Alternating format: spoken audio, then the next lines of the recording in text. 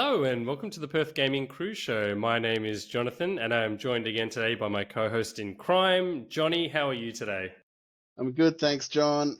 We've arrived home from PAX. Still on a bit of a high from the weekend in PAX, and very keen to relive it all here on the podcast.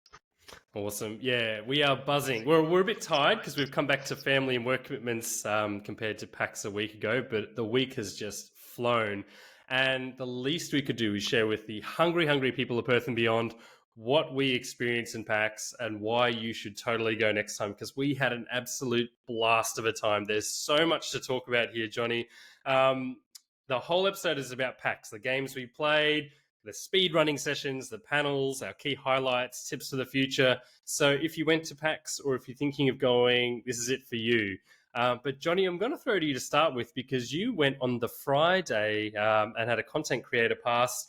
What were your initial impressions after flying in and going through those big golden PAX arches at the Melbourne Convention Centre? Yeah, it was an epic weekend, John. Before I get into impressions, I just wanted to put out a big thanks to the Rocket Comms team for supporting Perth Gaming Crew to get out to PAX with the content creator badge. It's got pride of place in my house now. It's on display and will be for the next year at least, I think. So I'm really grateful to the support that we got to go there and get the 3 days, like the full experience.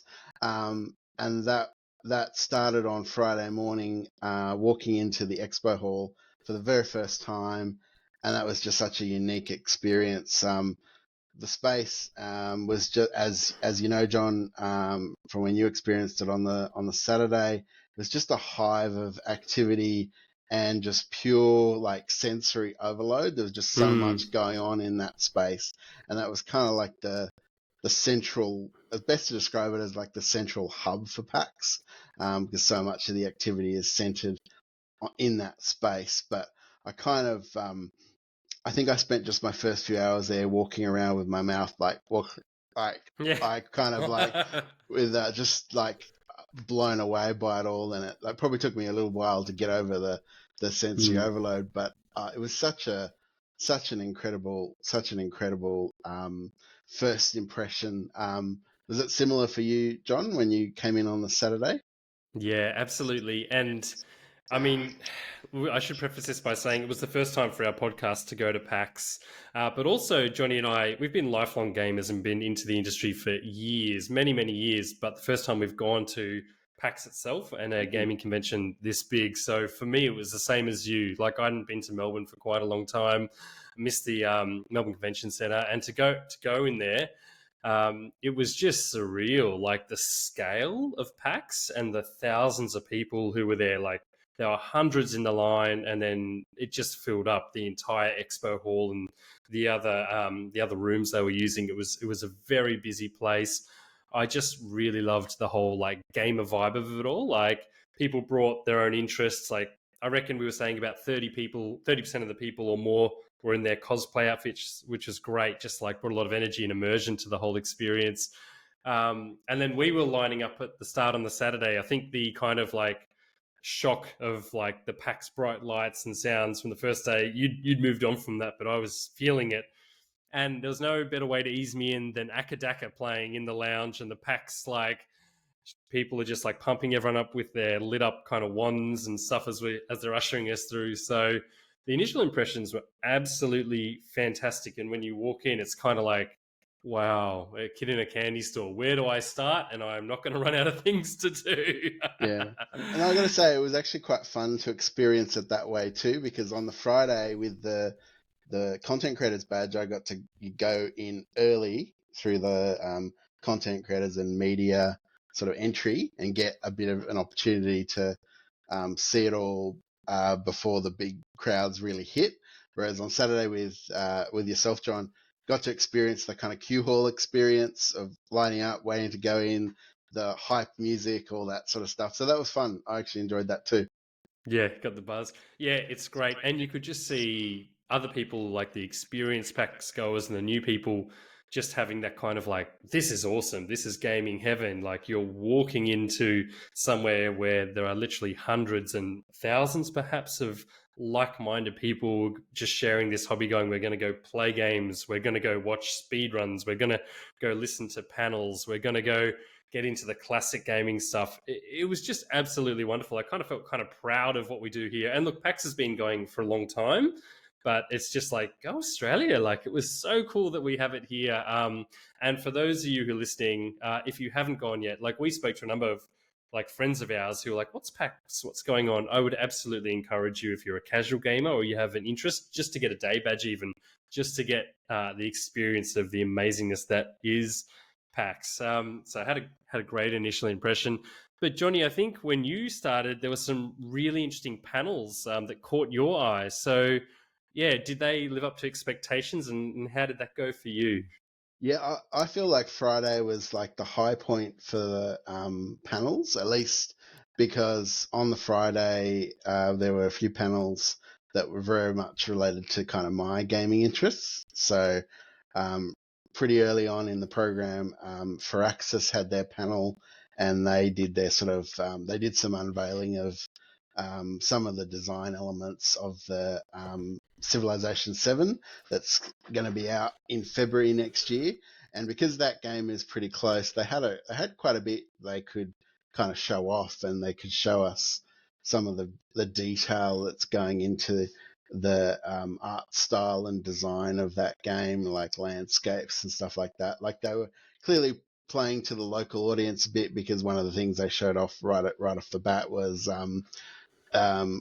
one of the natural wonders for the game is the Great Barrier Reef, and Awesome. in Civ games, natural wonders are quite important because they give you quite a significant amount of bonuses, and they give you a sort of, they're not just there for the visual aspect, although that's kind of cool, but they're also there to sort of they give you actual strategic advantages in the game. They can give you science bonuses and things like that. So that was very cool. It was also just a really good panel. Really interesting the whole way through. Yeah, it's probably the high point in terms of panels. Also enjoyed, there was a couple of panels on Friday and Saturday from the Weta workshop guys showing off, or talking about, so not really showing off, but talking about development of Tales from the Shire, a Lord of the Rings game. It's just like a cozy kind of Hobbit life simulator is the best way to describe it. But that was more of a sort of they were kind of more like chats as opposed to like reveals of footage and stuff like that. So I thought probably if I had a standout, it would probably be the Firaxis panel on the Friday was like the standout panel. I unfortunately did not make it, and this is to recap to our PAX hype episode. I did not quite make it along to the Zelda Universe panel on the Sunday because I had to go get a flight home. But I did follow some of the follow their some of their posts over on Instagram, and I did notice that they were riffing on Taylor Swift with the Princess Zelda The Eras Tour sort of mock up, and I thought that was pretty cool. So it looked like they had a good panel on Sunday. Unfortunately, didn't make it, so hopefully Zelda Universe will come back so I can try and make amends for not making it to their what looked like to be an awesome panel. Yeah. Well, there's so much to do. I mean, like for the people who didn't attend PAX, there are panels running throughout the day, and it starts at 10 a.m. and it goes, what time, Johnny? It wraps up well into around the 10 evening. p.m. or 11 p.m. or something like that. Kind of around like the lifestyles that many gamers live, or people who are taking the weekend off. So you find yourself going to PAX and going, I want to see all this stuff, but you can't. That's just the panels. Like getting those panels is pretty awesome. Yeah. So while Johnny was out looking at a number of the panels, I had a bit of a look at some of the indie games in development, particularly. So there was a showcase called PAX Rising, which highlighted a number of like the kind of upcoming, most interesting Australian indie games, and there was like a smorgasbord to try. So you could go there, the developers were there, and often these games are developed by like a 2, 3, 4 people crew, which is always really impressive. and there was just a really nice variety of games that you could have hands-on time. And the developers I met were very generous with their time and spent time talking to me about their games and what their aspirations are for the games and where they've come and all that kind of stuff. So I did want to highlight just a couple from PAX that I thought really just were drawing the crowds and were particularly interesting. The first one is as Aussie as it gets. It's called Footy Bash. And for those of you who played games like NBA Jam or NHL, I think it's NHL 95 or one of the NHL games on the PlayStation where there's just the sport but blood. It's an arcade version of the game. That's what this was, if you can imagine it. We've got some footage coming up here. You can pick your footy team. You can play up to 4 players. And it's just arcade fun. I mean, there's been real-life simulated footy games that have often looked a bit buggy, struggled with development over the years, and there's a really limited audience in Australia, so they don't tend to sell well. But I can see this being a game that international audiences pick up and go, oh, this is how Aussie rules is. You kind of like mark and take a kappa, and then you just slaughter someone, and then there's like liters of blood flying out. But you can imagine this game looking pretty popular, Johnny, with the crowds. And this is currently on Steam, so you can try out that on Steam now if you are interested. Currently set for release. Still a while to go on that one, but it was looking good, very popular, and they did a giveaway while that was going. Another game I looked at was called The Drifter. Now, this caught my eye because it's a point-and-click adventure, which is like the Dark Side detective games, or Thimbleweed Park, or Space Odyssey, King's Quest, that stuff from back in the day, for those of us who grew up on point-and-click adventures. It's by Powerwolf Games, and they made one of my favourite indie games of all time, which is called Crawl, and I can't harp on enough about that game, and I've talked about that in one of our indie specials. So it was delightful to see this game being developed by them. They had hoped to release it this year, but it's more likely going to be out next year. And again, it's being developed by a 2-person team, and it started in 2018. So just this kind of experience just gave a lot of perspective to me about how much time people spend in their lives just developing one game, and how that goes for them, and the importance of showcasing that game at an event like PAX as well. Probably the last one that caught my eye was a game that has just been shown in the recent Xbox partner showcase, and this is the third and final one I want to talk about. It's called Mouse PI for Hire. So this is developed by Fumi Games, another small independent studio. It's catching a lot of recognition. We've got some footage from the IGN website here of the trailer. It's basically Mickey Mouse Doom. That's as best as I can describe it. So it's got the whole Mickey Mouse black and white look to it, and the animation is spot on, kind of like Cuphead. You can see the wobbly kind of jiggliness of like those old cartoons where there's a bit of a jitteriness. But it's just gorgeous to look at. And as soon as you look at this game, you know what you're getting. What was kind of interesting to me is they didn't have a playable build, but they had an amazing stall set up for it. And when people were queuing up, I was like, what's going on here? And they're basically just queuing up to do like a shooting gallery of tin cans that you would see at like the Royal Show or the Easter Show, all that kind of stuff. And you just shoot them down. And if you won, you would get a pin, which is, as some PAX goers will know, it's a big gig at PAX. You know, you go and do your little hands-on interactive thing and you might win a pin or enter a competition and get that. So anyway, those are the 3 games that I looked at. I do have to give one shout out to a game that I did talk at length about last time, that I did finally get hands on, which was in the Sega booth. So Sega and Ubisoft were there. I was pretty disappointed Nintendo and Microsoft in full, apart from PC Game Pass, and then Sony weren't there, but there were some fantastic developers there. And Sega had a playable build of Metaphor ReFantazio, which is looking like Game of the Year for a lot of people, myself included, as someone who's playing through Persona 5. And I picked up my little Persona 5 badge as well, which I paid for. But it was nice to get hands on with this game finally, like that experience of your AAA game at one of your favorite developers. And even though it's just come out, it was a really kind of special and exciting experience. It's a pretty complex game to play in a short time frame, but if you're a Persona fan, Shin Megami Tensei fan, just get this game. It looks incredible. There's demos available now. It does everything right that I'm into, and it was just so cool. And I mean, the line I was in, I think I ditched Johnny pretty early, but it took me 20 to 30 minutes just to line up to play it. But well worth it. So lots of games to play. Absolute awesome time. Yeah. That was But the kind of handy thing about when you got there, John. It just meant we could get out and cover a lot more of what was going on. yeah, So yeah, we did sort of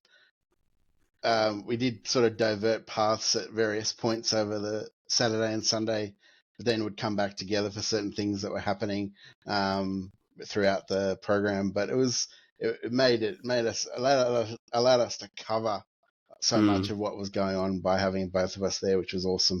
yeah, absolutely. And I met a couple of other just PAX goers who had gone with a group of friends, and they would mix up. Some would go join the cosplay stuff for a couple of hours. Some would go play games, and then someone else would go to the classic game room. It's definitely there's something for everyone at PAX. Like if you've got a specific interest where you want to support local Aussie developers, you can go and just spend all your time at the indie booths and chat to the developers and watch people play the local games. I had about four other games I played, but I won't rabbit on about them. You could do that for the whole a day at least, and possibly more if you just really loved them, wanted to get into them. And then, like Johnny said, there's panels running throughout the day at multiple theaters, so you just can't see it all and do it all. Not to mention, Johnny, all the little booths that are up outside, like the convention Yeah, center, like just littering the line. Like there was an Indiana Jones one, there was an Avowed one, there was a Diablo 4 one.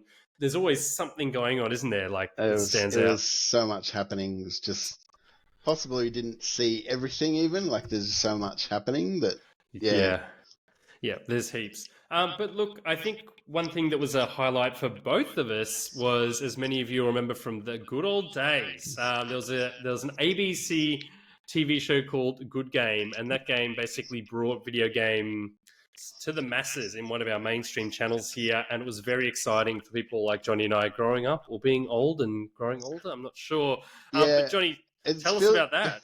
yeah, you almost want to say that it was from our childhood, but that's not quite right because I think we were both grown men when this show was on the air. But Yeah.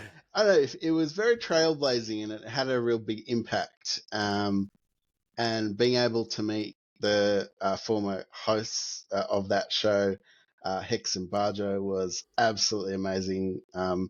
They were so friendly, so very generous with their time, Mm. and it was you're right, it was an absolute highlight.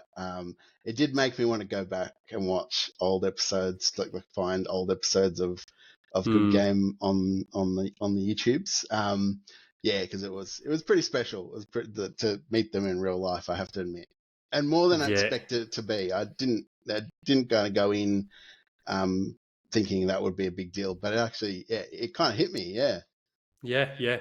I mean, so basically what happened is Hex, so Stephanie was available on the Saturday at the Samsung product booth, promoting their stuff, but also taking time to meet with gamers or fans of the show, and she has her own social media account. And then Barjo, Stephen was there on the Sunday doing the same thing, doing some promotional stuff at the Samsung booth. And of course, he's got his own social media account.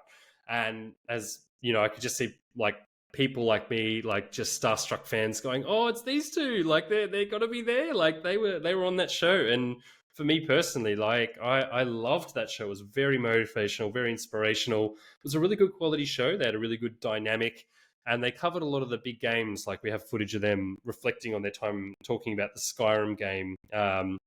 Yeah, when that came out, and that's I think there's still a kids version Good Game SP that's still around. Yeah, so just incredible to see some like figures, kind of like celebrity figures, so to speak. And again, as Johnny said, just very friendly. You know, gave us their time and all that kind of stuff. So yeah, just added a lot to the whole PAX experience. Seeing them both, yeah. and shout out in particular to Barjo for making me feel less guilty about my huge gaming backlog, as he mentioned. He plays video games for a living, and he's got a huge backlog too, so that made me feel better about things. Nice, yeah. He Felt asked what I was playing, and I said, "Oh, I was playing Persona 5, and I'm up 80 hours in." And he goes, "I haven't finished yet either." So I think true gamers. Hey, Johnny. Yeah, they're Yeah, awesome. It was a real pleasure to meet them both. yeah, it was great. So yeah, we then also diverted and went our separate paths again. And one of Johnny's kind of interests and hobbies that you kind of came to the fore at PAX was the speedrunning scene, which I'm not familiar with. But Johnny, tell us about your speedrunning experiences, what it was like, and the setup, and did it meet expectations, and what games you saw? Yeah, so one of the areas that had a huge pull on me during the 3 days was the speedrunning stage, which was sort of downstairs from where a lot of the panels were happening. Yeah, it was And outdoors because there's the expo halls, and then it's sort of yeah, outdoors, and crowds are it was gathered there, kind of eh? in the not in the convention center part Mm. of the structure, but the exhibition center, or I could have a reverse. But anyway, it was they'd set up a specific stage, and something that hadn't clicked for me when we talked about this in our PAX Hype episode, John, is that the speedrunners were actually also raising money for cancer research, Mm. which is amazing. So not only they playing games at top speed, which is impressive in its own right, but they were actually raising money for to support early career researchers in the cancer research field. So it was incredible Mm. effort. So I went and saw two particular speedruns in particular. On the Saturday, I went and watched the Super Mario Brothers 3 on NES speedrun, and I think I can't remember the times exactly, but I think it was like they completed the game. I think they were the speedrunner who was playing Super Mario Brothers 3 um, wasn't using or had a limited use of warps to get through the game. They were doing they're doing all palaces. And they were doing it in something like an hour and a half or something amazing. But you and I both have a lot of love for Super Mario Brothers 3, so I think maybe John, you might have caught a little bit of it. Yeah, Yeah, caught the tail end of it. yeah, Just needed to see a bit about it. Just I think they were yeah, playing Giant Land as we were yeah, talking about, yeah, and it was just incredible to see how quickly they were yep, moving. And he was talking at the same time he yeah. was doing it. He was explaining, but yeah, I was blown That away. was that was another element of it that was quite impressive. Is that the speedrunners, not only were they speedrunning, but they were talking the audience through how they were going Hmm. about it, what techniques they were using to just get a few extra seconds in out of every kind of like frame and that kind of thing. So it was quite impressive. The other speedrun I saw on the Sunday was the Legend of Zelda: A Link to the Past speedrun, and that was actually two speedrunners having a race. Um, that was incredible. As I've spoken on the show about before, Legend of Zelda: A Link to the Past is my favorite video game of all time, and watching these guys do a race through the game. I think it was completed in like an hour and 50 minutes, maybe Oh, less. oh, incredible. Go through all the dungeons, complete the game, was just really cool. And I think by that stage, at the speedrunning stage, they'd raised close to $10,000 in donations for cancer researchers. So doing cool stuff and for a really good cause. That's kind of what more can you say? Like, Hmm. yeah, just awesome. Yeah, fantastic. I didn't get to see that one, but I quite like The Legend of Zelda: Link to the Past. I mean, it's a phenomenal game came out on the SNES. Johnny, like as someone who enjoyed the speed running scene, but also that being your favorite game, did you take any tips away almost when you were watching it, thinking, "Oh, I might go back and speed run it," or was it more just marveling at these people going, "Oh my god, like they know, every story beat, every single thing to do straight away within seconds." Like what was the kind of like experience for you in that sense? It made me want to play the game again. Like, even Yep. though I've played this game so many times, they kind of highlighted some new dimensions to the game that maybe because they're playing it in a very different way from how I normally play A Link to the Past. It's probably the opposite of a speed run. It's probably Hmm. so it just made me want to go and fire up the game again, which I did. Maybe not on the first night home, but not long afterwards, earlier in the week, I was definitely jumping into it and reliving all that Link to the Past goodness. Yeah, nice. Very cool. And it's interesting because I don't know much about the speedrunning scene, and this is the kind of game that you take your time with. Like you explore, you figure things out. And then some people just love this game. It's their favorite game of all time and they know what to do. But the idea that some people will have committed their time and lives to going, I'm just going to play it through and through and through and through, and knowing they have to, like, every second counts. Like, every kind of, if you fall down a pit, or you don't pick up enough, like the correct items, or you do something out of order, you're in trouble. But it's just cool that people are dedicating their time and lives to that, and then so wonderful that they're raising funds. And the 10,000 you said, Johnny, is amazing. At that stage, when I was leaving to go get my flight, I think they were close to 10 grand. And Wow, they still had a few more speed runs to come. wow, I'm pretty sure there was like probably after we had already left, there was a Persona speed run. It might have been okay. There was a Fire Emblem. Fire Was that Emblem. the Fire Sorry, Emblem no, Three no, it Houses wasn't one? Persona. Yeah. It was a Yep. Fire Emblem Three Houses Yep. speed run scheduled for the Sunday evening. Yep. So yeah, obviously couldn't stay for that, but that was yeah. So they were building up to that, and they were already Yep. pretty close to 10 grand at that point. So yeah, doing amazing. Just that they were supporting such a good cause while they were doing something very cool. Awesome. And look, for those of you who aren't particularly interested in those games, they mix up the speedrunning games each year.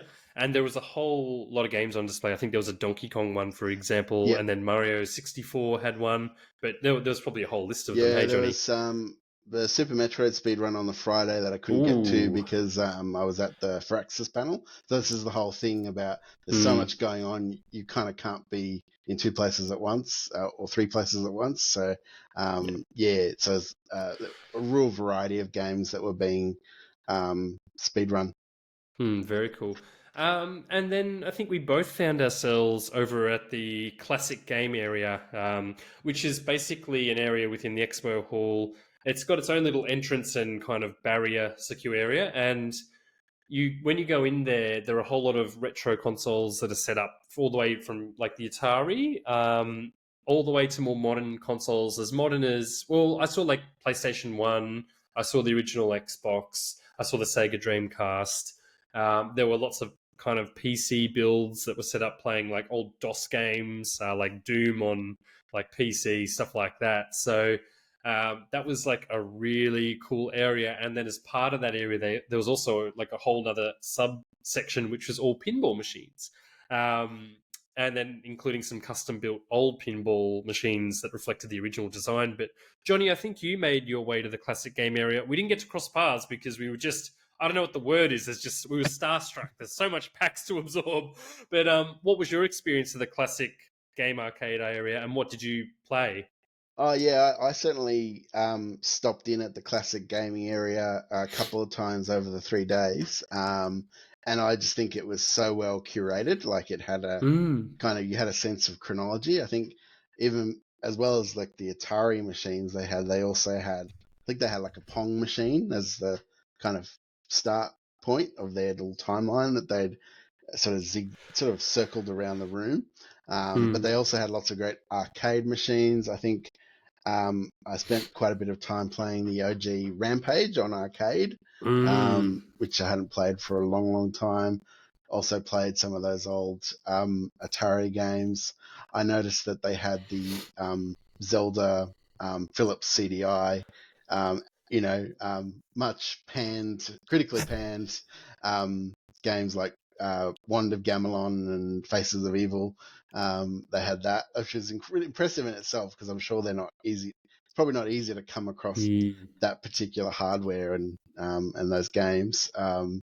And yeah, it was a great little space. There was a little shrine to Metroid, which I took lots of photos of because it had lots of I cool. missed that. I didn't notice that until you sent the photos. I'm kicking myself for that. I was like, oh, that was because there were a couple Yeah, little like glass displays which had other yeah, things, but I missed that one. you had a little sort of museum like aspect, although it was very Hmm. much hands on in there. So it was very cool how they'd set it all up.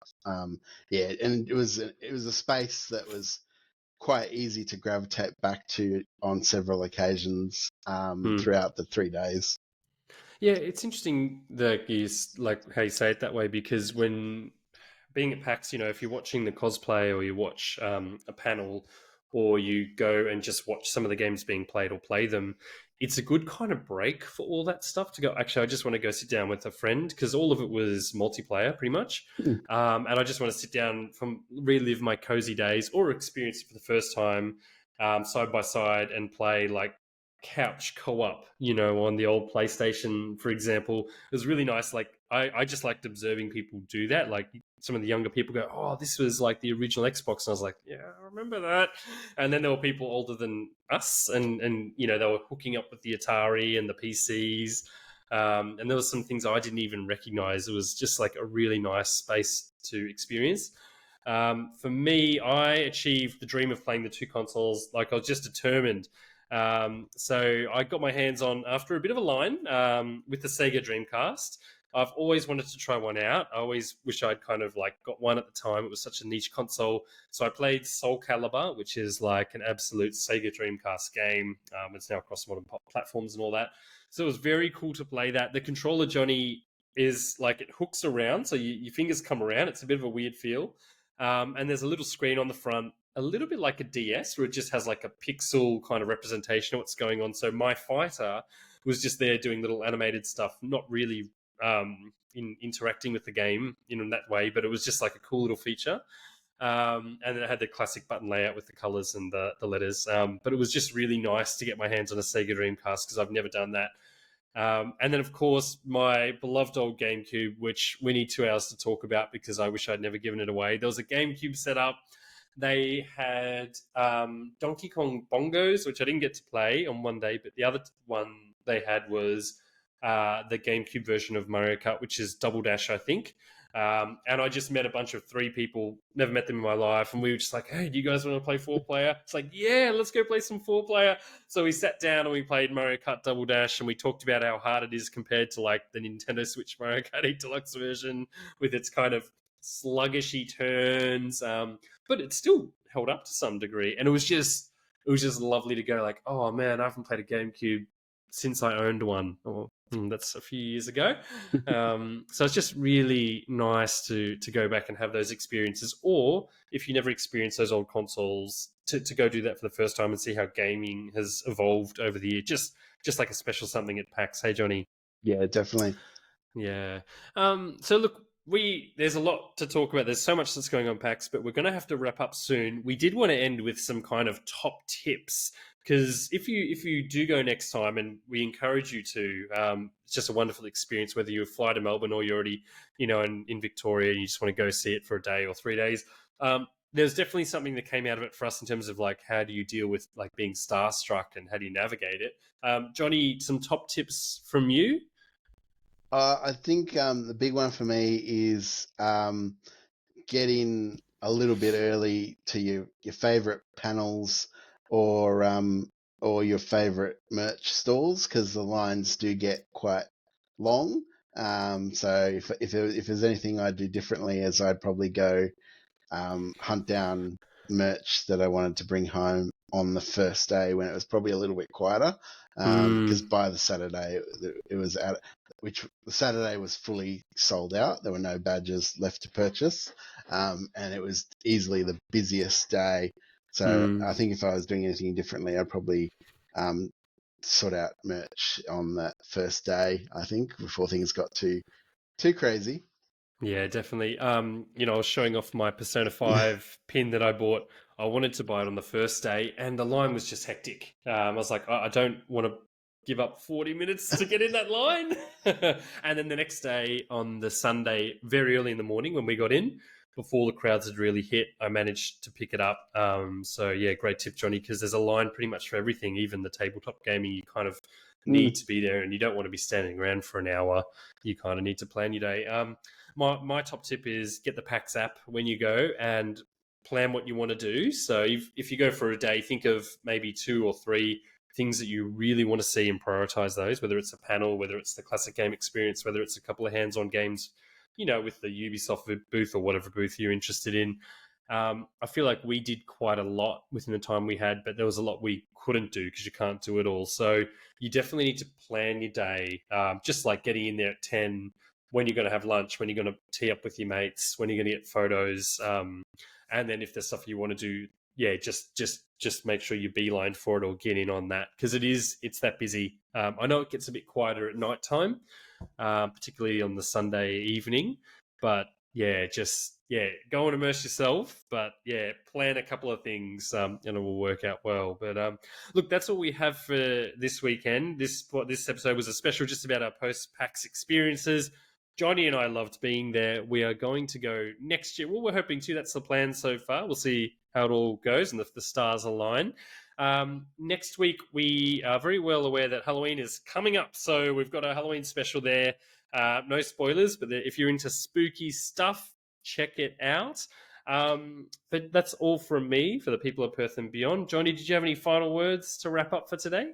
I just want to say thanks to the different viewers from Perth and beyond who came and said hi to us in Melbourne last weekend, particularly if you took a photo of one of us who might have been dressed as Luigi for some strange reason on the Saturday. Got a lot of requests for photos, funnily enough. Big thanks to those viewers who came and said hi.